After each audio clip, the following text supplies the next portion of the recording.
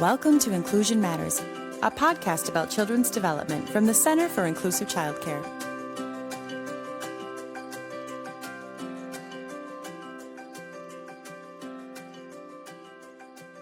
Welcome to Inclusion Matters, a podcast from the Center for Inclusive Childcare. I'm Priscilla Weigel. I'm the executive director, and I'm here today with a longtime colleague, friend. We started out way back. How many years? Maybe 30 years ago? Well, it was 1996. Yeah. So almost 30 years, 29. Because I was getting ready to have my fourth baby. Yeah. And I was engaged. I just wasn't even married yet. Oh my gosh. So Cory Woosley is here with me today. And Cory is a professor at Minneapolis College. She's a longtime early childhood expert and advocate in our field. And she's a parent of a child with special needs.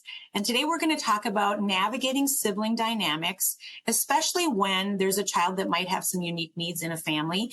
And siblings really play an important role, and their perspective is often forgotten, and we don't talk about it a lot. And so Cory's going to help us talk through some of the things that we as educators of young children spending time and caring for them should know and should be watching for. And I'm super excited for this conversation, Cory. Me too. It's kind of been my life for 33 years. So I know.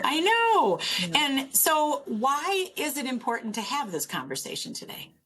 I would say that as a parent, and then also being in the field for 45 years with a focus on a lot of inclusive childcare, I guess is what we would say, is that we do talk about the child with the disability or the child with the special need. And we spend so much time saying, how are we going to help that child, that we often forget there's a family at home. And I guess a little caveat on that is we don't necessarily forget the family at home.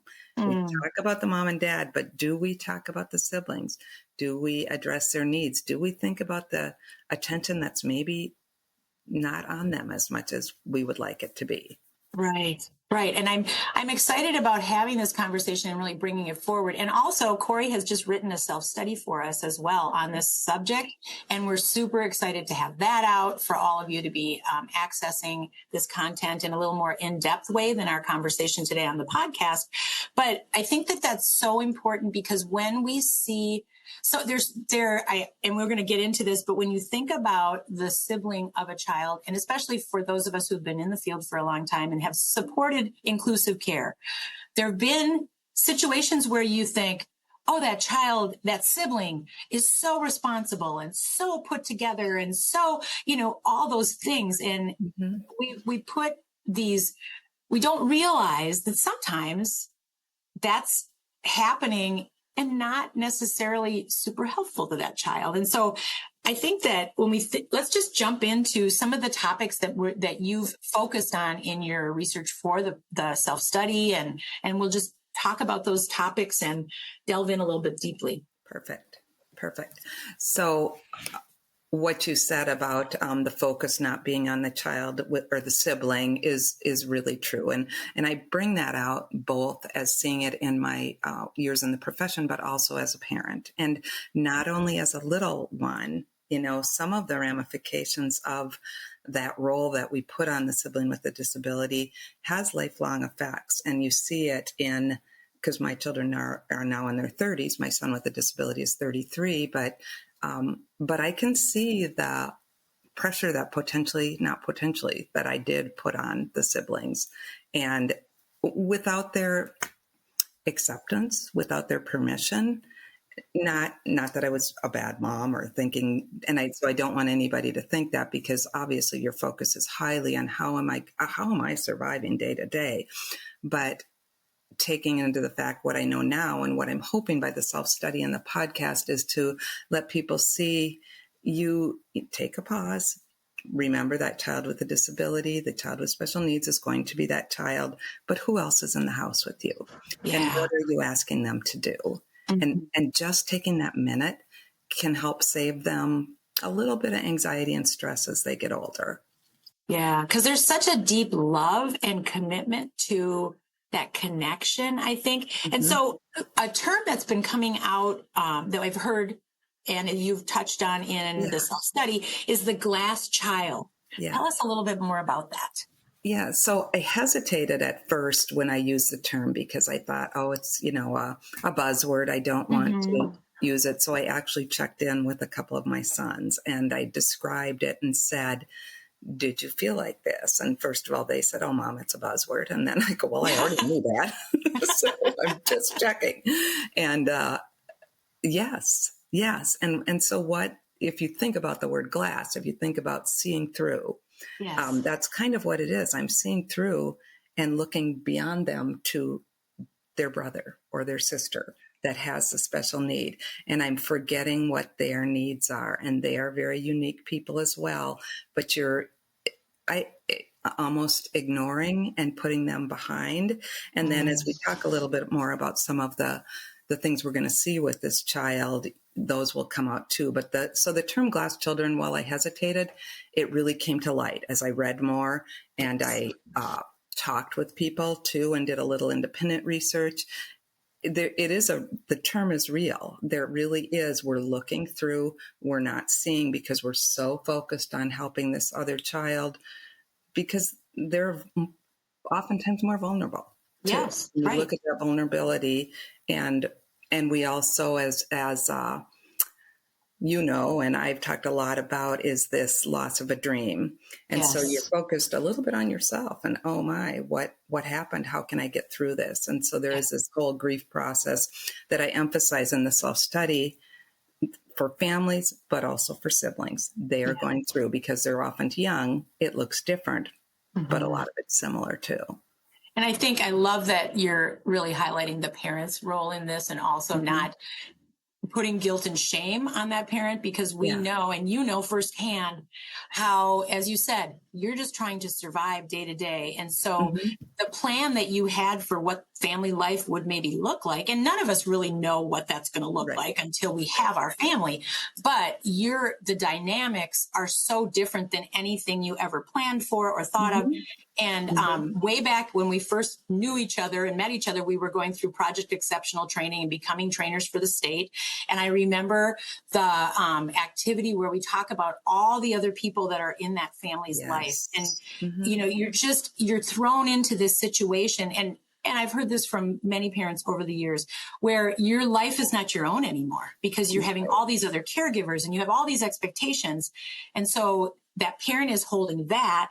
And then they have other children. And so this sibling, raising that sibling relationship up is so important. And I think that you've included some really great videos in the self-study that have even folks, experts in the field that are doing research on this topic had experienced it themselves as being a sibling. That's so interesting to hear their perspectives on it. So I'm excited to have people dig into the self-study. So when we think about those characteristics of that sibling, what do we maybe want to look for? What are we noticing when we have a child in our care that might have a sibling with special needs?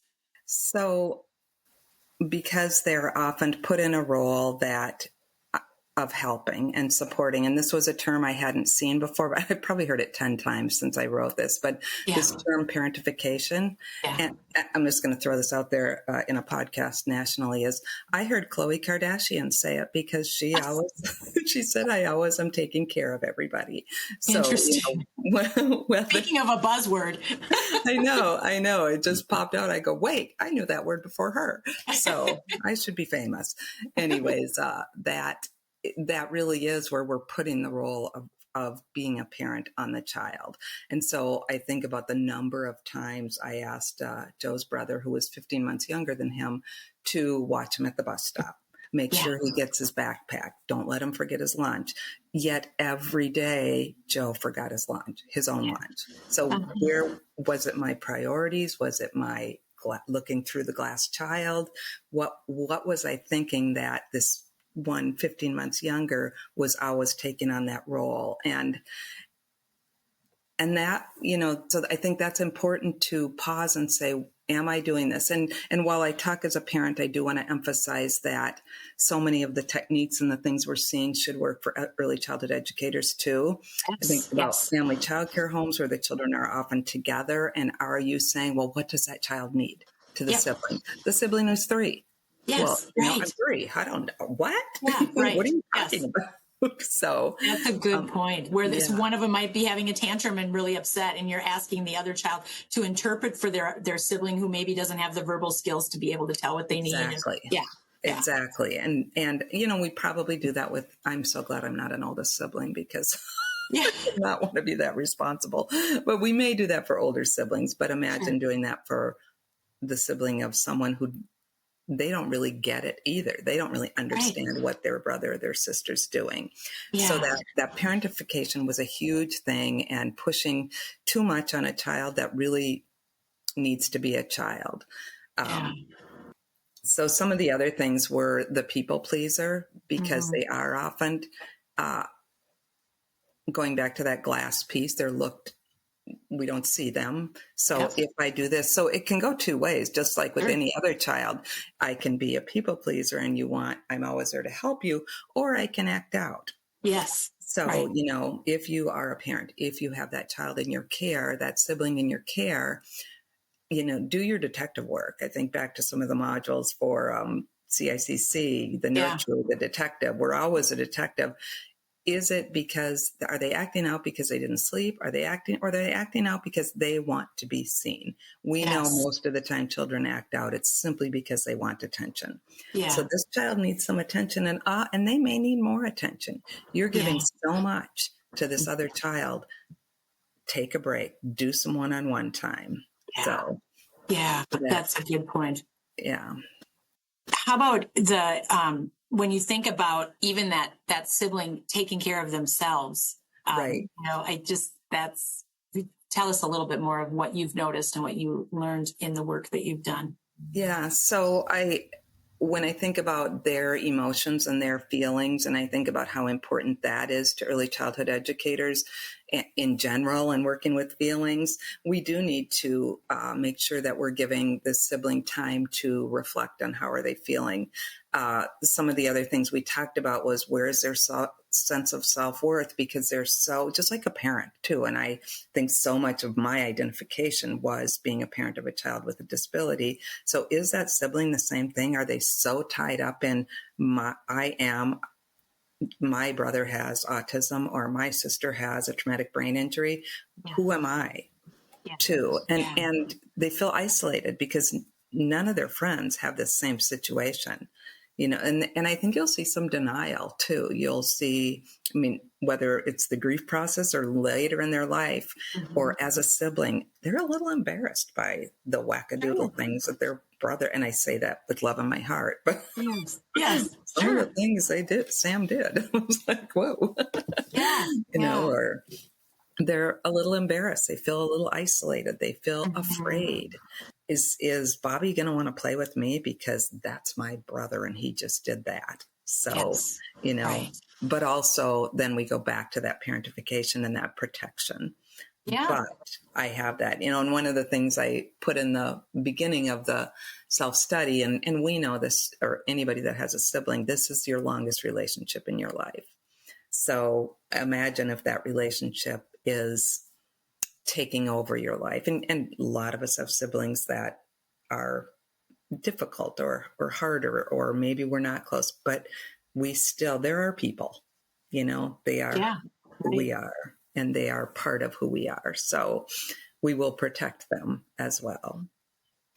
And thinking about the building friendships and trying to fit in and all of those things, especially, and it kind of goes through developmental stages where yes, it does. there will be moments within all those stages of development that the sibling will feel like, I'm embarrassed, but I feel guilty for being embarrassed because I love my sibling and I'm not supposed to feel this way. Just the tug, the pulling inside internally back and forth for that sibling has to be really stressful. I would think so. Yes. I that's what I'm hearing and reading, and I try to live this through what my children see, what peers see, what I know from other people, but I personally have not been there either. So, you have to kind of view and see. And I think about my most probably prevalent advice for early childhood educators is trial and error, trial and error. Yeah. Right. Things work, things don't. But Mm-hmm. but recognition is going to be a huge piece. Recognize that this child is more than the child's disability. That's such a common thing we say anyways. You are more than your disability. So is the family. So is the sibling. Yes, right. That identity of them as a person themselves. Yeah. And also thinking, and and this kind of goes to that internal feeling piece, but having to sometimes probably negate the way they really are feeling or set it aside. And it kind of goes back to that glass child feeling of, I don't matter. My feelings don't matter, because that parentification as well. I mean, you're just putting all these things on the sibling to hold it together. Don't make any challenges for your parents, because look at what they already are dealing with. Yeah. But I need them because I'm sad and I'm upset. So, and what you were saying earlier too, is the acting out. They might feel they need to go to the extremes to get attention. And that's hard. Yeah, it is. It is. When I was writing the class and I was thinking about that acting out, one of my favorite things we've ever talked about at CICC is the 4 mistaken goals, where you look at attention and escape, obtain, control. Yeah. But when you think about the sibling of the child with the disability too, yes, they want attention, but they also have some of those other underlying pieces too going on in their life, because there's a lot of stress in that life.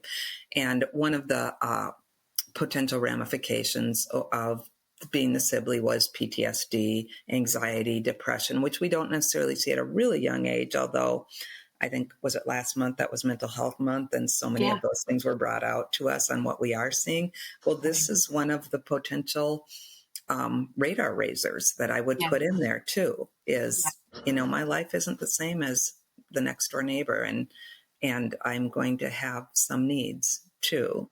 Right. And if that child doesn't, and this kind of goes into, I think the next thing that you're going to talk about is that whole sense of self-worth and that feeling that their needs matter. If they don't have a close relationship with someone in their life to talk about it, even when they are able to, that's when some of those things can start to fester. Yes. And oftentimes, sorry, mom and dad, you're not the person right now to talk to. Oftentimes you are not, you're not working for them. So until you figure out and going through the grief process and navigating doctors and all those things takes time. But at some point you need to focus back in on all the children. But who could that person be? Who could it be that early childhood educator? Who could it be? Could it be an aunt or somebody that can take that child? One of the things I remember saying a lot of times back in my early days at Project Exceptional was, stop asking me what I need and just do something. Yes. Just do something. Stop asking the child, because the child's 3 or 4 or 5, what they need. Just do something.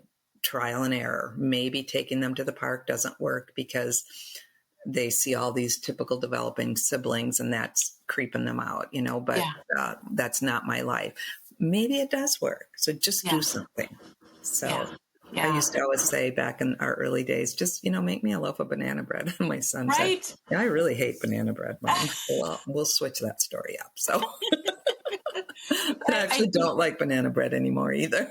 No, but some sort of bread. Just do it. But I think that's a common theme when I just facilitated a panel at the Minnesota Department of Health's children and youth with special health care needs. And we had a parent panel at the end of the conference, and I had the honor of facilitating the conversation with parents of children with some special health needs. And that was a common theme of, don't ask me what I need or say, let me know what I can do to help you, but just help me. You're not going to call. Just show up and do it. And I think that's something that, if that's one thing that's a takeaway for a relationship, when you know that someone you care about has a heavy burden, just do something. Just do something. That's just super show up and yeah. recognize that it's a family unit. It's more than just Don't just don't come over and focus on, oh, little Bobby, I'm so sorry you've got this disability or whatever it is you're going to say. Look beyond them. Look to that child and stop looking through the glass child and look at them. Right. And there's also a deep sense of feeling alone when you're in that spot. Yeah. And that isolation, and I'm different. And I remember feeling that as a parent, and I now can only imagine what my children felt and what, other children felt too. But what I want to emphasize too is, because I started writing this class, and then I thought, oh my gosh, did I ever screw up as a mom? You can't, we all do a little bit. You can't change the past. For those of you that listen and, and think I did this all wrong, move on. You can't change it. For those of you that listen and haven't done it yet, take a point or two, remember the glass child, but never, try not to beat yourself up, because we're all learning. And certainly on this journey of being a parent of a child with a disability, you're in a new boat. You're on a new ship. So yeah. And I think that that's so important to remember. And so as we wrap up our conversation, Cory, on this, and think about our listeners who are educators working with children day to day, what are some tips that you can give to just remind them to look up and look out and not look through? Yeah. The attention is huge. The attention, what is the attention is, and one of the things I tell my students at the college all the time is 2 minutes. Can you take 2 minutes to focus in and see what they're doing, just to sit down and do some Stanley Greenspan expanding the play stuff, extending the play. Find that attention, find out what they like, find out, watch them, observe them, and see what's going. Know their triggers too. Is there a doctor appointment today where mom's going to be late and they're going to have to stay at childcare because they're going to the doctor? Mom's going to be a little bit frazzled when she comes. How can you support that child knowing that? How can you help them, give them, is it giving them, my granddaughter loves to be the line leader. So being the line leader, know what, and some kids, my son Joe would have never wanted to be in front of the line. Yeah. In the caboose all day long, What is it? So help them to express feelings. Feelings are so critical. So dig into what those feelings are. Look at your 4 goals of mistaken behavior. I love that one chart. I'm talking about the chart. I should send it to you if you don't have it. I'm sure you do. But how am I reacting to the event, and what could I be doing differently? And probably the simplest thing you can do when they walk in the morning, don't look through them and say, hi, Bobby. Say, hi, Melissa. Yeah. I'm so glad to see you this morning. Yeah. Stop looking through, start looking at. Yeah, that's great. That's a great way to wrap things up. Cory Woosley, thank you so much for being here and talking about this really important subject. I'm looking forward to having the self-study available and also this podcast as a companion. And we're going to get together very soon for another conversation about friendship. So we'll talk soon. Thanks, Cory. All right. Thank you.